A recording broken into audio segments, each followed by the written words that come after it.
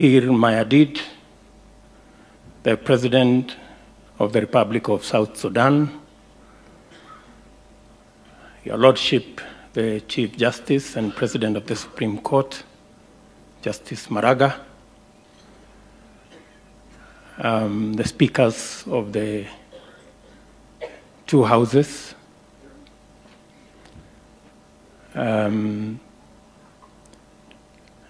former Vice President Kalonzo Musyoka, former Vice President Musalia Mudavadi. I don't know why we keep forgetting that once upon a time, Musalia was our Vice President. It may have been for a short time,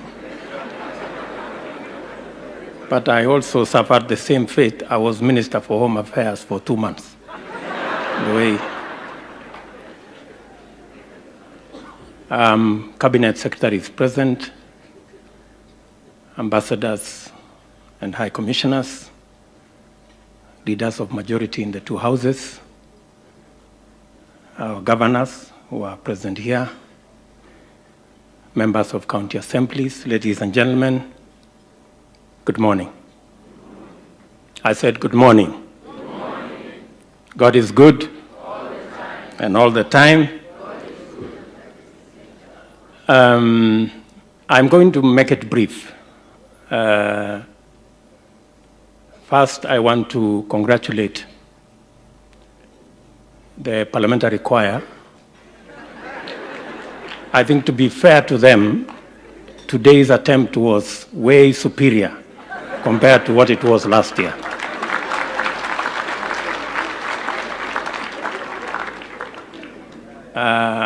It would have been better, though, if Kajiado County had not come to perform. But I think it will help if we encourage them that it was quite a step from where they were. So Tongi and your team, please keep at it. I think you're making progress. I also want to thank our speaker today, Dr. Michael Hastings, for speaking to our hearts and our minds.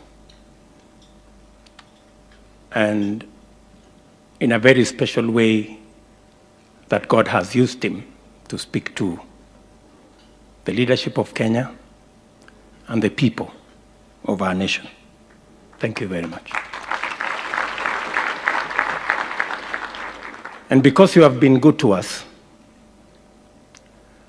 your request for a prime minister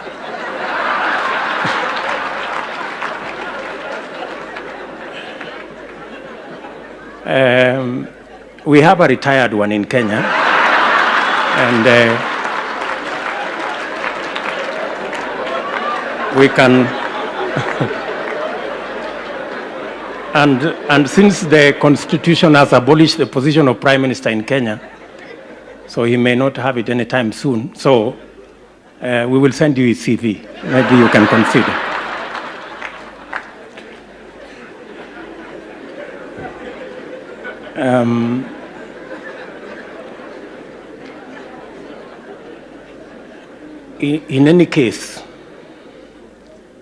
In any case, we have had people from the UK helping us govern our country. So it may just be a good opportunity for us to pay back and send you something.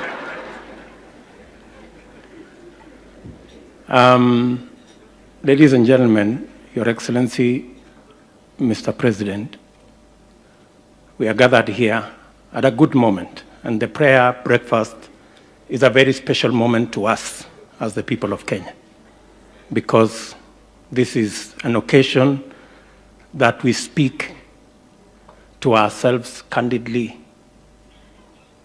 in a very straightforward manner, without considering who is in which party, who is in government, who is in the opposition, who comes from what community. So this is a very special moment for us as Kenya. And I agree with Sam Bokisho that other countries may want to consider prayer breakfasts like this that bring people together.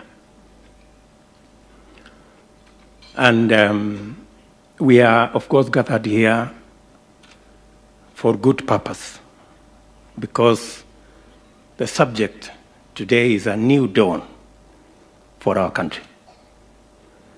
And what we should do,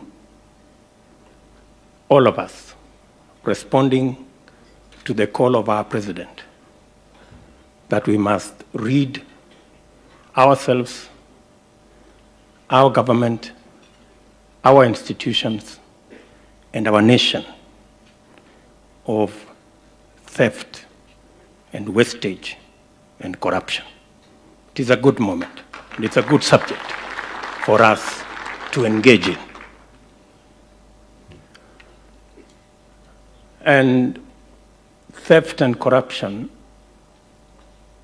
is bad in any language. I will tell you from my mother tongue. It is said, Ngom jorindet, kotabne kinindet. It means the following, that a thief may be intelligent, but not more than the investigator.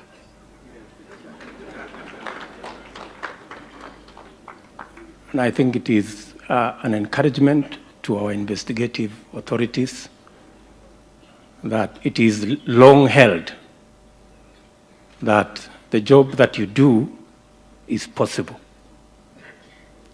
And as we've said as a nation, you have our support as you help us deal with the challenge that we have. In any case, Exodus 20:15, the Ten Commandments,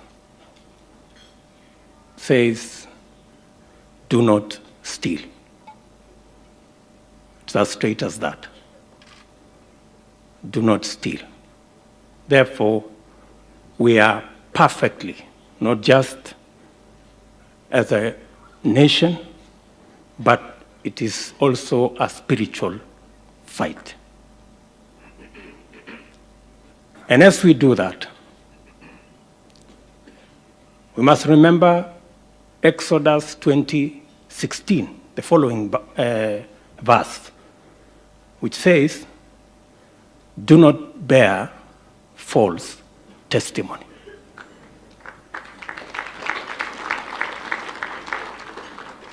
The president and I were once victims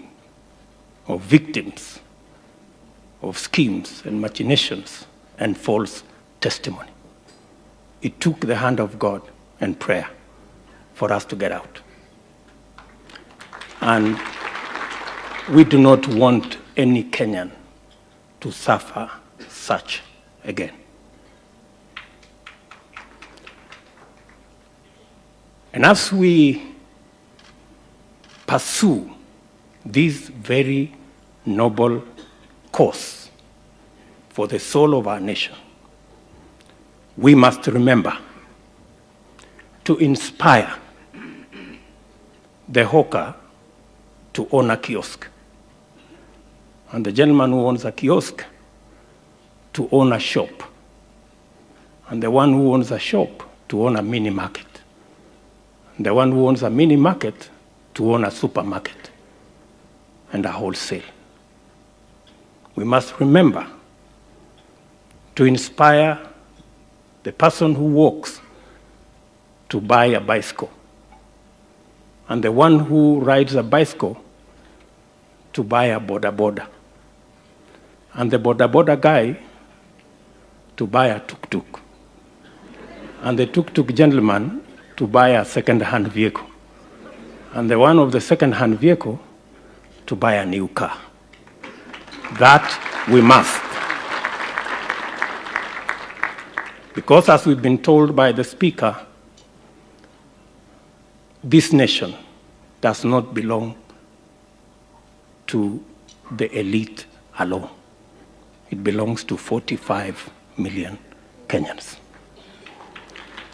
And finally, I have a confession to make. Finally.